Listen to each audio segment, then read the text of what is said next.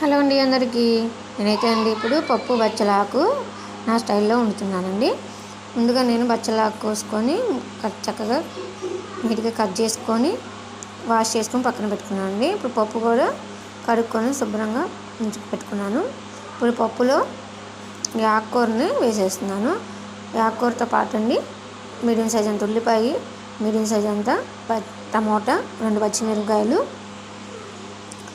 వేసుకున్నాను. వేసుకున్న తర్వాత స్పూను పసుపు, కారం, టేబుల్ స్పూన్ కారం, చిటికెడ గోలికాయ అంత చింతపండు వేసుకొని కొంచెం గ్లాసు వాటర్ పోసుకొని మూత పెట్టుకొని ఉడికించేసుకున్నానండి. ఉడికించుకున్న తర్వాత మూత తీసుకుని చూడండి చక్కగా ఉడికిపోయిందో. ఉడికిన తర్వాత కొంచెం నేను రుచి తగినంత ఉప్పు వేసుకున్నాను.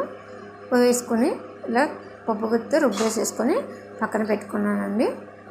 ఇప్పుడు చిన్న కళాయి పెట్టుకొని కళాయి వేడెక్కిన తర్వాత ఆయిల్ పోసుకున్నానండి.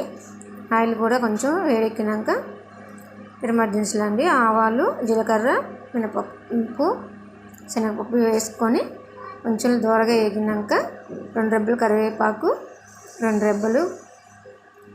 కరివేపాకు, కచ్చాపిచ్చా దంచుకున్న చిన్న ఉల్లిపాయ, ఎండుమిర్చి వేసుకొని దోరగా వేగినాక ఈ రుబ్బుకొని పెట్టుకున్న పప్పుని వేసేసుకున్నానండి. ఇదిగో బచ్చల కూర పప్పు అయితే రెడీ అయిపోయిందండి.